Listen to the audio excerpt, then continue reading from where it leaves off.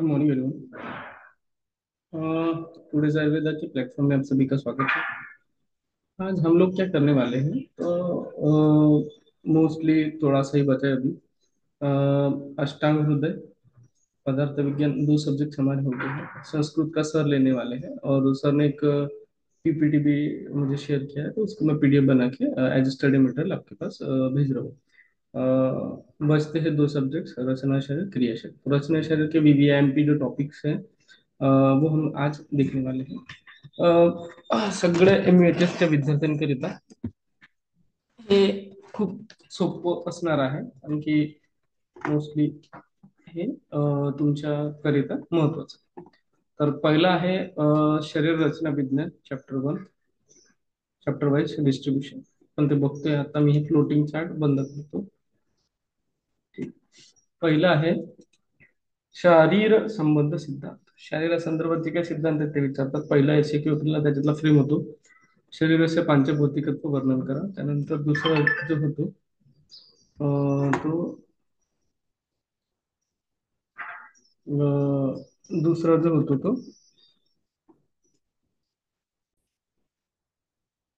Sorry for the inconvenience, जे आपण बघत होतो एसएक्यू 2004 आणि 2009 ला आलेले. शरीराचे पंचभौतिकत्वाचे वर्णन करा. तर त्यानंतर शरीराचे धातू मल कुठले आहेत त्याच्याबद्दल माहिती लिहा. हे लेखो सायन्सचं कुठलं विचारत नाही. त्यात शरीर उपक्रम जे आहेत ते ऑलमोस्ट माझं लेक्चर आहे त्यावर आज झालेलं आहे. तर मृतदेहन संरक्षणासाठी उपयुक्त असणाऱ्या द्रव्याचे वर्णन करा. जो भी चीजें वहां पे लगती है वो उसके बारे में है. उसके बाद शारीर ज्ञानाचे महत्व, शरीर शारीराची व्याख्या. दोघांची वेगवेगळी आहे. शरीर म्हणजे काय, शारीर म्हणजे काय, हा नेहमी विचारला जाणार आहे आणि हा आयएमपी क्वेश्चन आहे.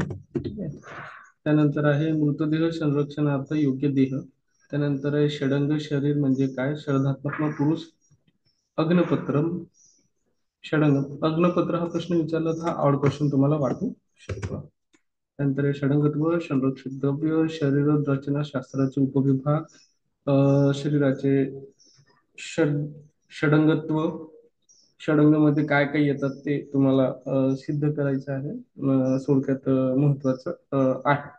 त्यानंतर शरीर शरीराचा भेद, तोच प्रश्न आहे बघा, परत परत तोच येतो. त्यामुळे शरीर म्हणजे काय, शारीर म्हणजे काय तुम्हाला माहितच पाहिजे.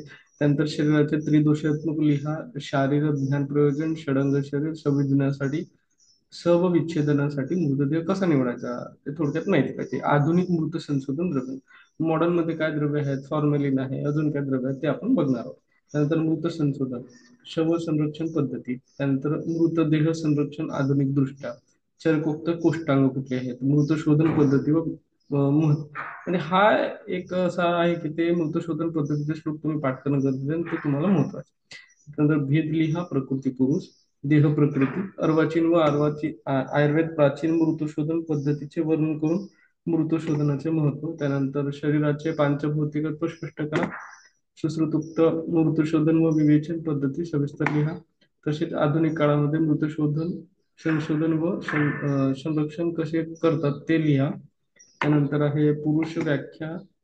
प्रकृती पुरुष, साधर्म्य वैधर्म्य, शरीराचे त्रिगुणात्मक व दोष धातू मलमूलात्मक तत्व जे आहे ते वर्णन करा.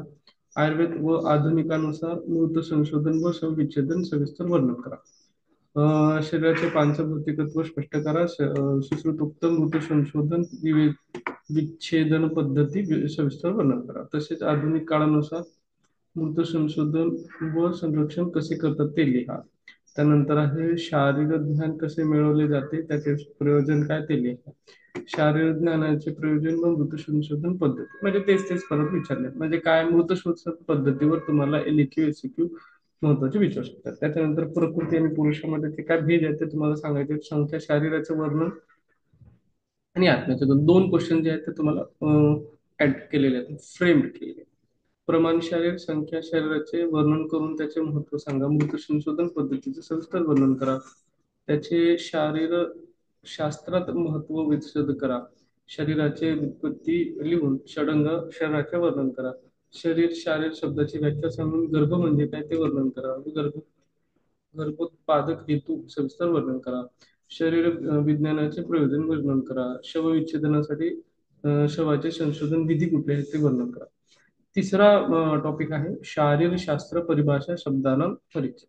दश प्राणायातन एसिक्यूला विचारणार, द्वादश प्राण कुठले ते विचारणार, पुढचा विचारणार, अस्थिसंघात विचारणार, सुश्रुतानुसार मते कुठली आहेत, कंडरांची संख्या ते विचारणार, सेवनिक विचारणार, सीमंत विचारणार, सप्ताशय बघताना वाटू शकतं वाट सप्ताशय.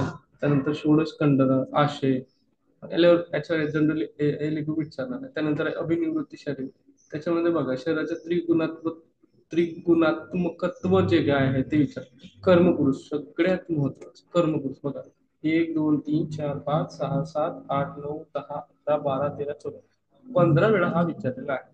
ठीक आहे, तर हा जो आहे हा टी कॅटेगरीतला टॉपिक आहे. त्यानंतर चतुर्विंशती 24 जे तत्व आहेत पुरुषाला ते विचारले. षोडश विकारात्मक भाव, चिकित्सा धिकृत पुरुष.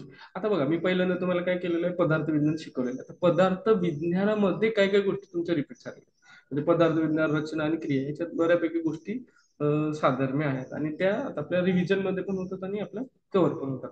षडधात्मक पुरुष, राजस भाव, सप्तधात्मक पुरुष, धातुभेद पुरुष संघटन, शरीराचे त्रिदोष त्रिदोषमयत्व लिहा, देह प्रकृतीचे भेद, प्रकृती पुरुष भेद, ऑलमोस्ट ते झालेले प्रश्न आहे. नंतर अष्ट प्रकृती पुरुष व कर्म पुरुष यांची व्याख्या लिहा व त्यांच्यामधील फरक सांगा. राशी पुरुष, चतुर्विंशती पुरुष, त्रिगुणात्मक पुरुष, पुरुषचे पांचभौतिकत्व, देह प्रकृती, चरभुक्त व सुश्रुतुक्त सदस्यांची संख्या सांगून यावंत ही पुरुषा मूर्तिमंत भावा या सूत्राचे वर्णन करा.